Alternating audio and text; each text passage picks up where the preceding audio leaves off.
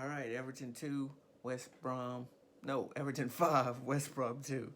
Uh, just good to get a second win in a row.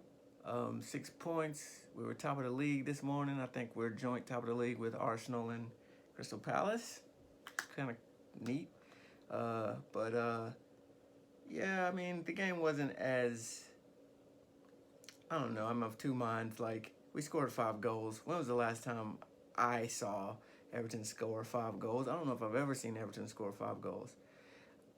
And from coming from behind, no less. So not only did we come up from behind and win, but we came from behind and thumped them.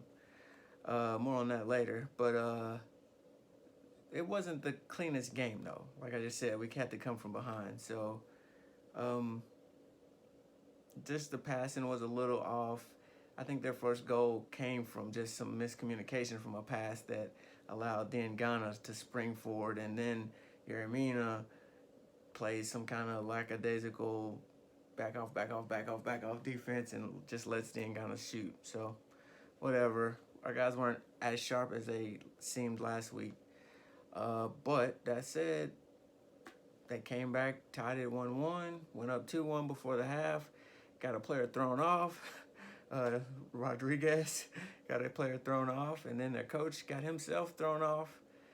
Some people say the ref was a little bit hasty to throw him off, so I don't care really. As long as we won, came out in the second half, gave up a cheap foul and got a free kick, 2-2. So there's some sloppiness there. But then after that, it was just pedal to the metal, and we just put them away. So, Dominic Calvert-Lewin got a hat trick. James Rodriguez got his first goal, which was sweet. Richarlison is always running, even though he's still hasn't gotten his goal yet. He's always putting the work in. It helps get others their goals. Part of the game was not as good as it could have been, and then we took advantage of the opportunity we had when they were down a man. And that's what you want to see. I mean, we play what's in front of you. I know it's West Brom, and then West Brom with 10 men, but I could honestly, after West Brom scored the first goal, I was in a mind state of, oh no, here we go again. So it wasn't a given that we were going to beat West Brom, especially if you've been following Everton for too long. I mean, we lost to Norwich last season at home. So to thump them with 10 men, good. Check. We're doing the things we should do. So I was glad to see that. I think we do need a center back because two big lumbering center backs is fine for heading balls away, but it's not fine for recovery speed. So our guys get caught up the field a little bit, and once you're by Yeremina and Michael Keane, but in this game particularly, Yeremina, you're gone. He's not going to catch you. He's got a long stride. He's not slow per se, but he ain't quick, if that makes sense. So we need another center back of the Mason Holgate mold, looking at you, Tomori at Chelsea. Or anybody like that can sort of get has makeup speed. Anyway, leave it there. What else did I think was cool? I don't know. Just glad to see Dom scoring goals. Glad to see James get his first goal and just again show how much class he has. And it does seem like a game changer. I mean, I don't know. This is all new to me. Like I'm used to a mediocre-ish Everton. I never followed a team that had a player that was that good. I don't even really watch like Real Madrid, Barcelona, Juventus to see Ronaldo and Messi and all the other stars. So I'm not used to seeing a team with a guy that can just change the game like that. So just seeing him put that goal in the back of the net and just put us up, from going from 1-0 to 2-1 and not that long a time span, that's awesome. And I feel like, furthermore, it's only a week after his debut, but West Brom had a week to study him, which kind of, you start to think, man, is this guy unplayable? I mean, I'm sure he is to some extent. Some team can cook something up to stop him, but West Brom couldn't. And it'll be interesting to see what other teams try to do to keep him from being effective or as effective as he's been the last 2 games. So that's been fun to watch and just leaves you with a lot of excitement for Everton.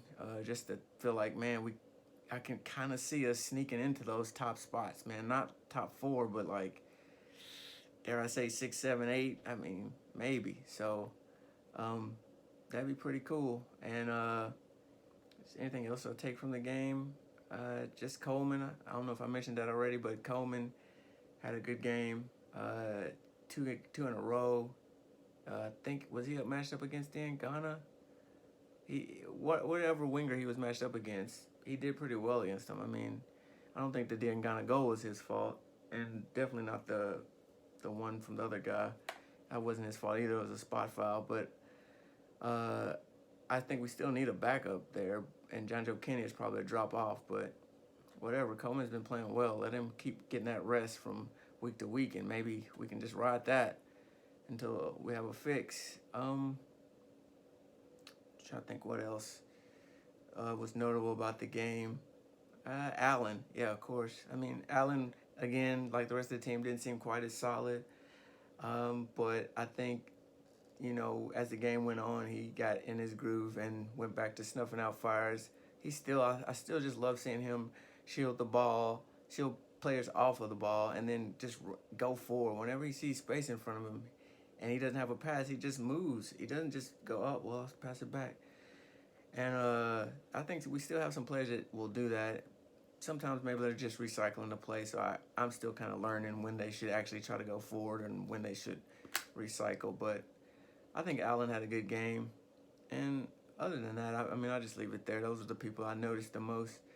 But 5-2, yeah. I mean, Crystal Palace beat Man U pretty convincingly, so that's not going to be a cakewalk. I think we all thought that, Tottenham was hard, but then West Brom and Crystal Palace, we get 6 points and sort of be in a good position. But now Crystal Palace looks like that's going to be a tough game. So I guess Zaha, if he really wants to come to Everton, is definitely going to try to show out in front of us to make us want to poach him, but probably not for the asking price that Crystal Palace will have. So, although we could use a winger. I'll just leave it there.